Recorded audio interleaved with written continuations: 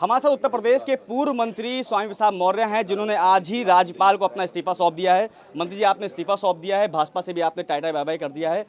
अब कहां जाएंगे और इस्तीफा क्यों दिया है? देखिए, राजनीतिक निर्णय बहुत सोच समझ के लिया जाता है। आज मैंने इस्तीफा मंत्रिमंडल से दिया है, बहुत सोच समझ करके। आगे का निर्णय क्या होगा वो भी मैं बहुत सोच समझ के ही लूँगा। विशेष रूप से उत्तर प्रदेश का एक बहुत बड़ा जनाधार मेरे साथ खड़ा है। मैं 2 दिनों तक अपने कार्यकर्ताओं समर्थकों के मुख्य लोगों से बात करूंगा और उनकी भावनाओं के अनुरूप मैं अगला फैसला लूंगा। इस्तीफा दिया क्यों है? क्योंकि आप लगातार जब बसपा में थे तब भी कहा था कि आपके लोगों की अनदेखी हो रही थी, तो क्या भारतीय जनता पार्टी में भी अनदेखी हो रही थी लोगों की, आपके समाज की या आपके लोगों की? जिस तरीके से भारतीय जनता पार्टी सरकार में आने के पहले 14 साल का वनवास झेली है, दलित और पिछड़ों का एक बहुत बड़ा जनाधार मेरे नेतृत्व में भारतीय जनता पार्टी के साथ जुड़ा। नतीजा हुआ बहुजन समाज पार्टी तीसरे पायदान पर चली गई। आज उसका कहीं अता पता नहीं। भारतीय जनता पार्टी पहाड़ बन गई। सरकार के आने के बाद सत्ता में मदचूर होकर जिन लोगों ने सरकार बनाई उन्हीं दलितों, पिछड़ों, किसानों, बेरोजगार नौजवानों, छोटे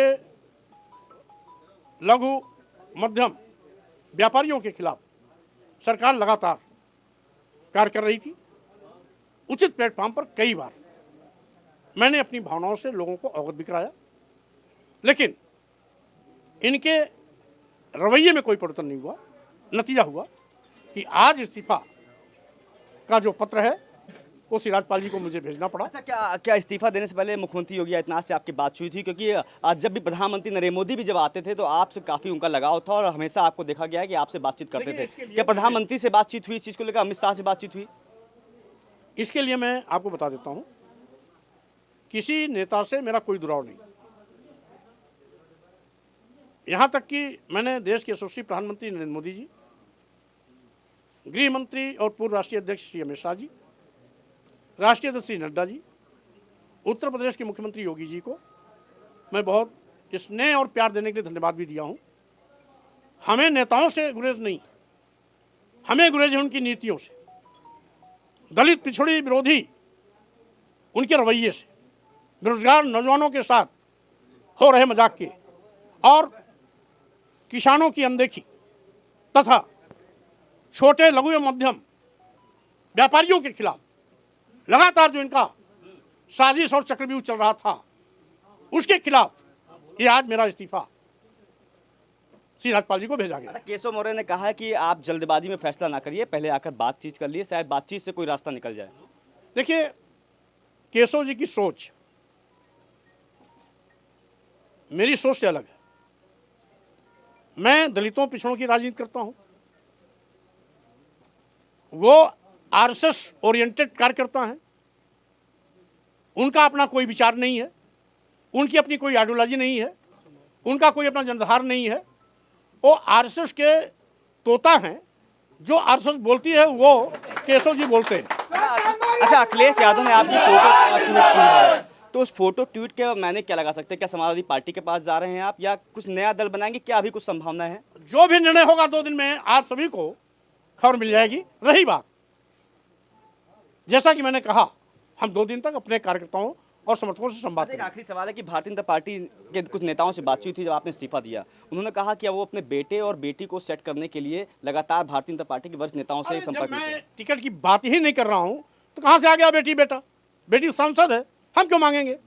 इस पागलपन का, इन लोगों का बकवास औरों को अच्छा लगता होगा।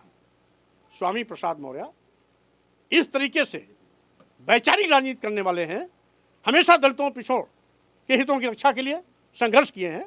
दलितों पिछड़ों की अनदेखी जब भी किसी ने किया है, चट्टान की तरह उससे टकराए हैं और उसे चकनाचूर किया। एक आखिरी सवाल है, कुछ अभी हाल ही में आप कुछ नेता जो ऐसे बसपा में थे और भारतीय जनता पार्टी में आए और मंत्री भी हैं, उनसे आपकी मुलाकात हुई थी, क्या वो भी अब आपके साथ ही रास्ता पकड़ रहे हैं, भाजपा से नाराज हैं और वो भी इस्तीफा देंगे? अभी इस्तीफा देने के पहले बात तो हमारी सभी राष्ट्रीय नेताओं से हुई, पार्टी के सभी विधायकों मंत्रियों से संपर्क में था ही था। मैं अपने मंत्रिमंडल के साथियों को, सभी विधायकों को भी धन्यवाद देता हूँ। 5 साल तक हम सब कोई साथ रह करके अपने उत्तरदायित्व का निर्वहन किए हैं, लेकिन आज अवसर है, जो अन्याय अब तक उनके साथ हुआ, जिसका मैंने विरोध भी दर्ज कराया, लेकिन विरोध दर्ज कराने के बाद भी उनके कान पर जूं नहीं रहेंगी। नतीजा है 100 का सीधा एक, न रहे बांस न बजे बांसुरी। जब सरकार नहीं रहेगी तो मनमाना नहीं रहेगा। क्या आपने उनको न्योता दिया है कि आप छोड़ के आइए? आपने न्योता दिया है मंत्रियों को? हम न्योता ऐसे मौके पर जब हम संघर्ष के लिए निकलते हैं तो न्योता नहीं देते। नो रिस्क नो गेन, जो भी खतरा लेगा वो मेरे साथ आएगा। शुक्रिया हमसे बात करने के लिए। तो ये तो स्वामी प्रसाद मौर्य जिन्होंने इस्तीफा तो दे दिया है, लेकिन नई कौन सी डगर होगी ये साफ नहीं किया है। हालांकि अखिलेश यादव ने फोटो ट्वीट कर ये साफ कर दिया है कि शायद अब बसपा से निकलकर भाजपा जाने वाले स्वामी प्रसाद मौर्य समाजवादी पार्टी का दामन थाम सकते हैं। लखनऊ से ईटीवी भारत के लिए गगन मिश्रा।